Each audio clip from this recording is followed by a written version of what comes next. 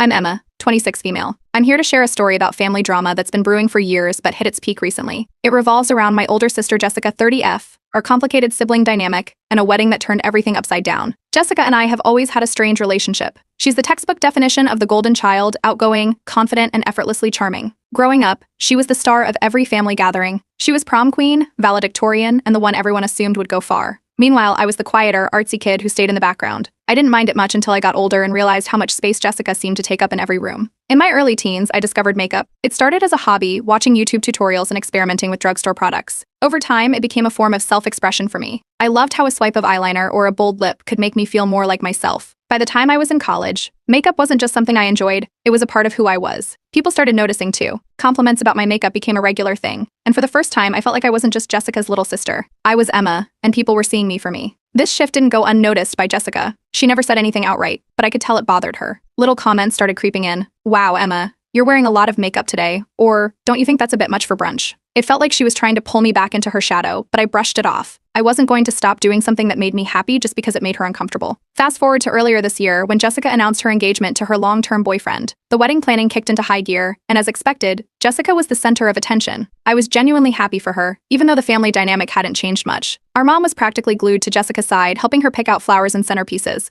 while I was mostly kept in the loop through group chats. Then came the bombshell. At a family dinner, Jessica pulled me aside and casually mentioned that she had a small request for the wedding and the events leading up to it. She asked me to tone down my makeup for her engagement party and the wedding. At first, I thought she was joking. But no, she was dead serious. She said she didn't want me drawing attention on her big day. I was stunned. It wasn't like I was planning to show up in glitter eyeliner and neon lipstick, not that there's anything wrong with that. I just wanted to wear makeup the way I always do. It felt unfair and controlling. I told her I'd think about it, but the conversation left a bad taste in my mouth. The next day, I brought it up to my parents. My mom immediately took Jessica's side, saying, "It's her wedding. You should respect her wishes." My dad, ever the peacemaker, stayed neutral, saying he understood both perspectives. It was clear that if I pushed back, I'd be painted as the difficult one. To keep the peace, I reluctantly agreed to scale back my makeup for the engagement party. I showed up wearing a barely there look, light foundation, a hint of mascara, and a neutral lip. The reactions were not great. People kept commenting on how different I looked, asking if I was feeling okay, or if I'd stopped wearing makeup altogether. Jessica, on the other hand, seemed pleased. She spent most of the night basking in the attention and barely acknowledged me. It was frustrating, but I held my tongue. Things came to a head later that night. After the party, Jessica cornered me in the kitchen and accused me of not trying hard enough to tone down my appearance. She said the comments from guests about my new look made her feel like I was still trying to steal the spotlight. That was the last straw. I told her I wasn't going to change who I was just to make her feel better about herself. She stormed off, and the tension between us has been unbearable ever since. The next day, I turned to Reddit for advice. I laid everything out, from Jessica's request to the engagement party fallout. The responses were mixed. Some people said I should compromise since it's her wedding, while others called out Jessica's insecurities and controlling behavior. The most upvoted comment said, "This isn't about makeup, it's about your sister's inability to handle not being the center of attention." That hit a nerve because it felt true. Since then, things have only gotten more awkward. At a recent family dinner, Jessica brought up the makeup issue again, accusing me of always needing to be the star. I finally snapped and told her I wouldn't attend any more wedding events if she kept dictating my choices. The room went silent, and I left feeling both relieved and guilty. Now, the family is divided. Jessica is telling anyone who will listen that I'm trying to ruin her wedding, while I'm over here wondering how we got to this point. All I wanted was to support my sister without losing myself in the process. But right now, that feels impossible. Update 1. After the family dinner blow-up, I thought things would calm down, but I was dead wrong. The next morning, my mom called me, her voice unusually stern. She got straight to the point. I needed to apologize to Jessica and agree to her simple request. She insisted that weddings are stressful and that I should make it easier on my sister by giving in. It wasn't a suggestion, it was an ultimatum. If I didn't comply, I'd be the one causing unnecessary family drama. Later that evening, my dad called. His tone was quieter, almost apologetic. He admitted he didn't think Jessica's request was fair but urged me to consider keeping the peace for the family's sake. He wasn't pushy like my mom, but it still felt like pressure. He even joked about how Jessica had always been a little high maintenance but said this was just how she dealt with stress. I could tell he didn't want to take sides, but the message was clear.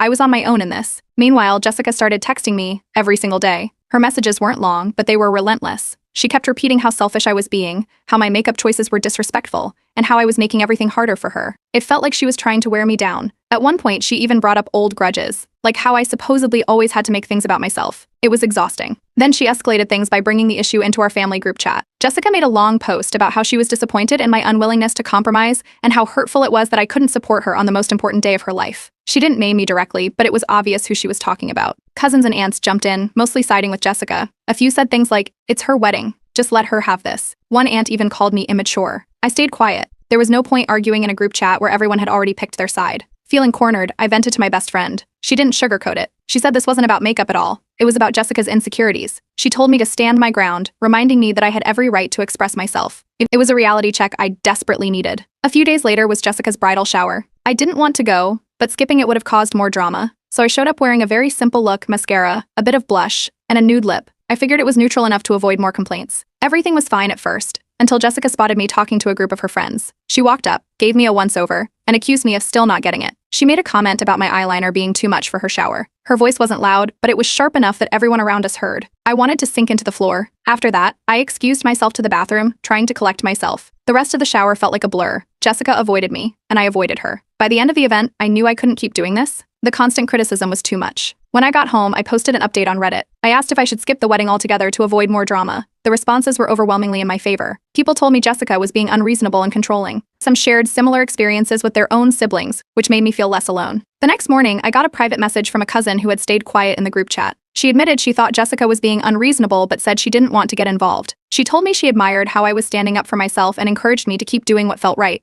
Around this time, I started reflecting on my childhood. Jessica had always needed to be the center of attention. Every school recital, every family vacation, every holiday, it was always about her. If I ever tried to shine, even just a little, she found a way to overshadow me. It made sense now why she was so fixated on controlling my appearance for her wedding. This wasn't just about makeup, it was about her needing to feel superior. A few days later, Jessica texted me with a compromise. She said I could wear makeup to the wedding if she got to approve the look beforehand. I didn't even need time to think about it. I refused. It felt humiliating to even consider letting her dictate what I could or couldn't wear. She didn't take the rejection well. The next morning, Jessica posted in the group chat that I was officially uninvited from the wedding unless I apologized and agreed to her terms. It was a full-on family blow-up. Some relatives called me selfish, others stayed quiet. My dad sent me a private message saying he was sorry it had come to this, but he hoped I'd reconsider. I didn't. I stood my ground. The support I got from Reddit helped me feel confident in my decision.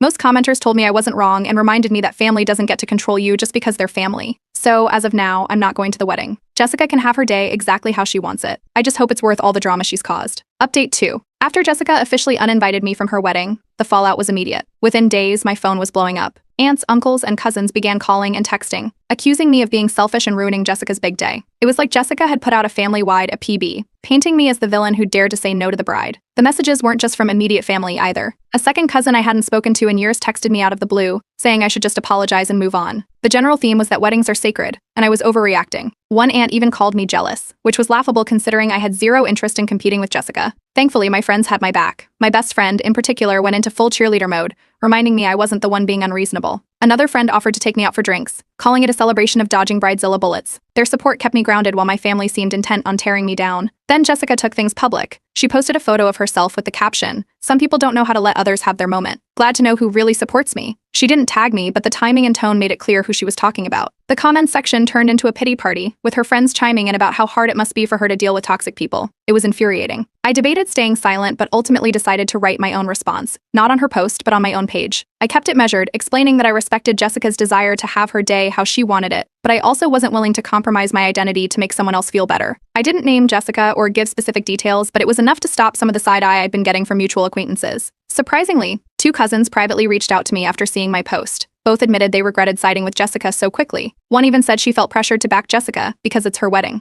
Their messages felt like small wins in what had been a losing battle. The wedding happened without me, but the drama didn't end there. A week later, photos from the event started popping up on social media. At first, I avoided them, not wanting to see what I'd missed. But curiosity got the better of me, and I clicked on a few tagged photos. The pictures told an interesting story. Jessica looked gorgeous, as expected, but in several shots, her smile seemed forced. In one group photo, she looked outright annoyed. A mutual friend later told me there had been tension at the reception, though she didn't elaborate. Part of me wondered if Jessica had spent the night stressing over whether her big day was perfect enough. Then came my mom's call. She was crying before I even picked up. She begged me to reconcile with Jessica, saying that family comes first and that all this drama was tearing everyone apart. She even tried to guilt-trip me by saying Jessica had been so stressed in the weeks leading up to the wedding. I listened but didn't give her the response she wanted. If anything, her call just reinforced how much of the blame was being unfairly placed on me. A few days later, Jessica's husband got involved. He called me, claiming he wanted to mediate between us. He said Jessica was hurt by everything that had happened but insisted she still loves me deep down. It felt like he was trying to play both sides. I thanked him for reaching out but made it clear I wasn't interested in rehashing the argument. On a brighter note, I got some unexpected good news at work. My manager called me into her office and announced I'd been promoted to a senior position. The timing couldn't have been better. After weeks of family drama, it felt amazing to have something positive to focus on. My coworkers even threw me a small celebration, complete with cupcakes and a congratulatory card. One of them, a fellow makeup enthusiast, gifted me a high-end makeup set as a nod to my hobby. It was such a thoughtful gesture, and it reminded me that not everyone sees my passion as a problem. Meanwhile, my Reddit post started gaining traction. Comments poured in from strangers sharing their own stories of family drama. Some even messaged me privately to thank me for standing my ground, saying it inspired them to do the same in their lives. Knowing my experience resonated with others made me feel less alone. Then came the family meeting.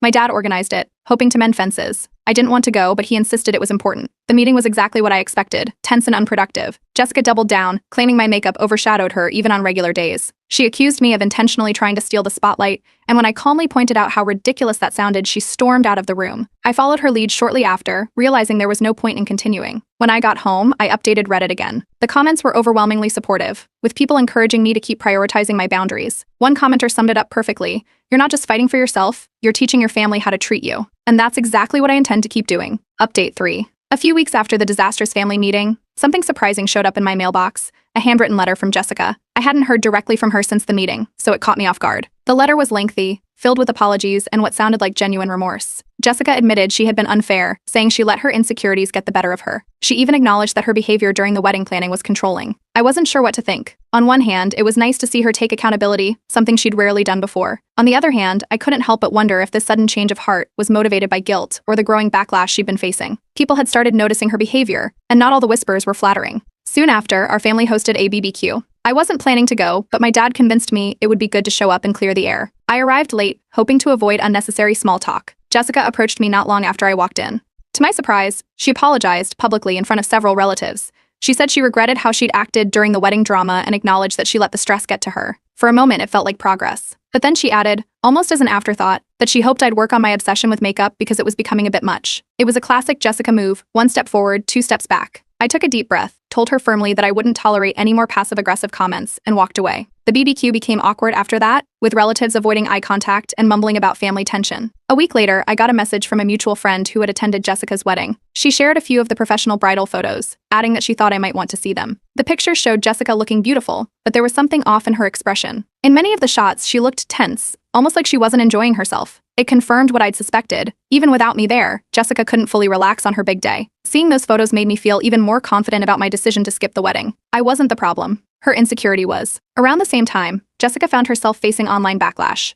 Someone had anonymously posted about her wedding behavior on a local forum, detailing her unreasonable demands and the drama with her sister. The post didn't name names, but it was specific enough for people in our social circles to connect the dots. Jessica's reputation took a hit, with several acquaintances reaching out to me, asking if the story was true. Jessica, of course, assumed I was behind the leak. She called me, accusing me of spreading the story to make her look bad. I denied it, and she didn't push the issue further, but the conversation ended on a sour note. Later, I found out from another cousin that Jessica had been venting about me at work, claiming I was out to ruin her life. It was exhausting to hear, but I chose not to engage. At this point, it felt pointless to argue with her. On a brighter note, all the drama inspired me to channel my energy into something positive. I started a blog about self-expression and confidence, sharing stories about my journey with makeup and the lessons I'd learned along the way. The blog gained traction quickly, with readers commenting on how relatable my posts were. It felt good to turn a painful experience into something meaningful. A few weeks later, my dad invited me to lunch. He told me he wanted to help Jessica and me mend our relationship, but this time he took a different approach. Instead of asking me to compromise, he focused on giving us a neutral space to talk. Jessica showed up reluctantly, but to my surprise, the conversation went better than I expected. For the first time, Jessica admitted she'd always felt overshadowed by me in certain ways. She said my ability to express myself so confidently had made her feel inadequate, even if she couldn't put it into words at the time. Hearing her say that was eye-opening. It didn't excuse her behavior, but it helped me understand where some of her actions were coming from. We ended up reminiscing about our childhood, laughing over shared memories of family vacations and silly inside jokes. For a moment, it felt like the tension melted away. But even as we found common ground, I knew I needed to set boundaries for my own mental health. After that lunch, I decided to take a step back from Jessica. I told her I appreciated the apology and the conversation, but I needed time to focus on myself. She didn't argue, which was a small miracle in itself. My decision wasn't met with universal approval. My mom called me, upset that I wasn't fully reconciling with Jessica. Other relatives took sides, with some saying I was right to prioritize my well-being and others accusing me of being cold. But for the first time in years, I didn't care what anyone else thought. My blog was thriving, my friends were supportive, and I finally felt free to live my life without constantly worrying about Jessica's opinion. I ended my latest Reddit post by thanking everyone who had followed my story and offered advice. Their support had been a lifeline during one of the most challenging times in my life. Now, I'm focusing on building a future where I prioritize my happiness, and that feels pretty amazing. Update 4. After the forum post about Jessica's behavior gained traction, things started spiraling for her in ways I hadn't expected. A few of her friends and acquaintances, who I assume connected the dots, quietly unfollowed her on social media. I heard through a mutual contact that people were gossiping about her controlling nature and her obsession with appearances. The whisper spread, and I got a text from another cousin saying she'd overheard someone at a bridal boutique mentioning Jessica's wedding drama. It wasn't hard to figure out why Jessica was so quick to blame me for the leak, even though I had nothing to do with it. The family became even more divided after this. Some relatives began openly criticizing Jessica, saying her behavior was a cautionary tale of what happens when insecurities go unchecked. Others doubled down on defending her, claiming I was being stubborn and refusing to move on. At this point, it felt like every family gathering came with an undercurrent of tension, even when Jessica and I weren't there. Meanwhile, my blog about self-expression and confidence started gaining momentum. What began as a small passion project turned into something much bigger. Readers resonated with my posts, sharing their own stories of dealing with family drama and the pressure to conform. The comments were full of support, with many people saying my journey inspired them to embrace their individuality. I hadn't anticipated this kind of response, but it was deeply validating. Around this time, Jessica's husband reached out to me. He sent a carefully worded message, apologizing for his role in enabling the wedding drama. He admitted that he had tried to mediate between us during the planning process, but realized he hadn't handled it well. He also hinted that Jessica was struggling with the backlash from the forum post and suggested she needed time to reflect. It was an unexpected olive branch, but I wasn't sure how to respond. For now, I decided to leave it at a polite acknowledgement. Then rumors surfaced that Jessica was planning a redo of her wedding photos. A cousin mentioned it in passing, saying Jessica wanted a smaller, more intimate shoot to capture the stress-free vibe she felt was missing from the actual day. The kicker?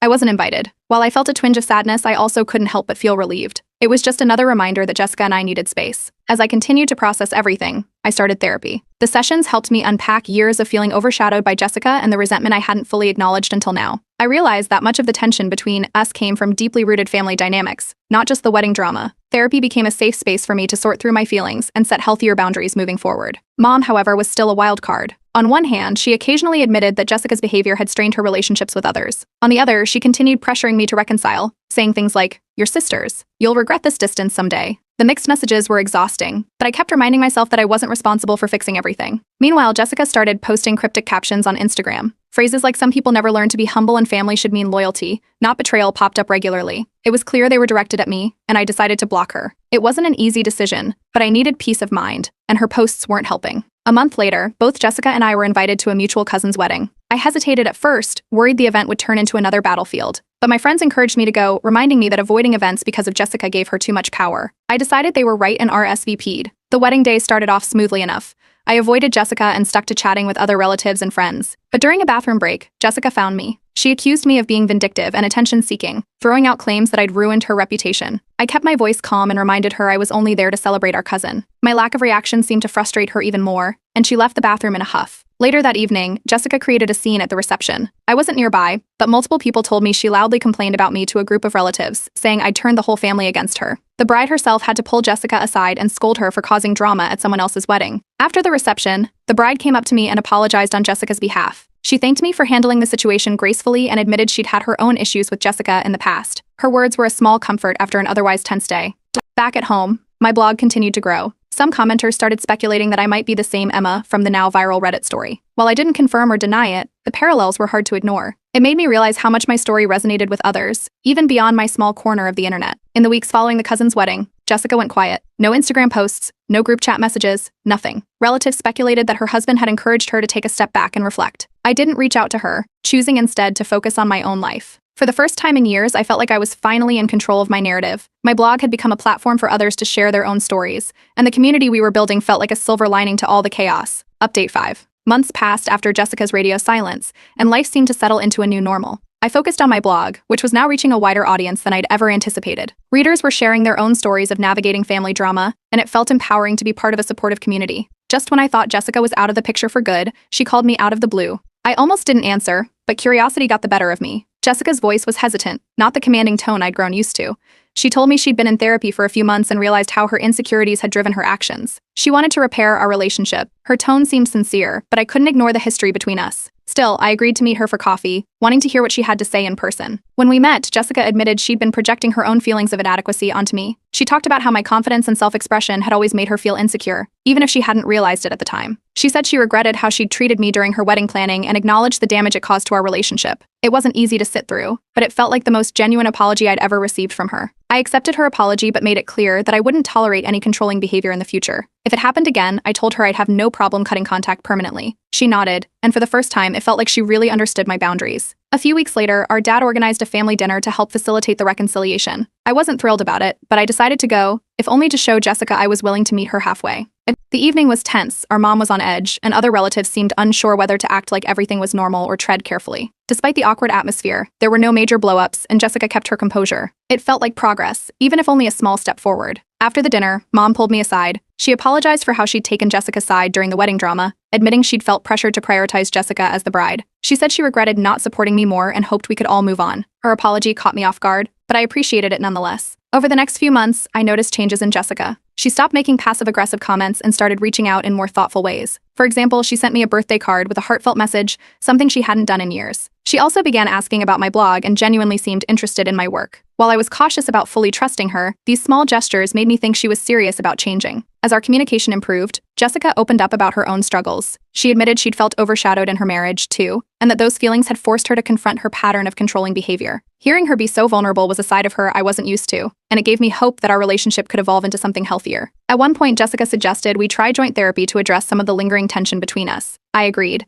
and the sessions turned out to be surprisingly helpful. The therapist helped us identify triggers and taught us strategies to navigate future conflicts. It wasn't a magic fix, but it gave us a foundation to build on. As word spread through the family that Jessica and I were working on our issues, the atmosphere shifted. Relatives who had taken sides during the wedding drama seemed relieved to see us talking again. Even our mom seemed less stressed, although she still had moments of trying to play mediator unnecessarily. Jessica's husband reached out again during this time, thanking me for giving Jessica another chance. He shared that her therapy had also improved their marriage, which was a nice reminder that personal growth has ripple effects. Then something unexpected happened. I got engaged. My fiancé proposed during a weekend getaway, and it was everything I'd ever wanted. Simple, heartfelt, and drama-free. Jessica offered to help with the wedding planning, but I politely declined, preferring to avoid any potential conflicts. She took it well, which felt like another small victory. On my wedding day, Jessica surprised me with a speech during the reception. She stood up and talked about how much she admired my confidence and individuality, acknowledging the mistakes she'd made in the past. It was emotional and heartfelt, and it felt like a true turning point in our relationship. As I looked around the room that night, I couldn't help but reflect on how far things had come. Standing up for myself during Jessica's wedding had been one of the hardest things I'd ever done, but it had also been the most rewarding. Setting boundaries hadn't just protected me, it had forced the people around me to respect my autonomy. I ended my journey where it began, on Reddit.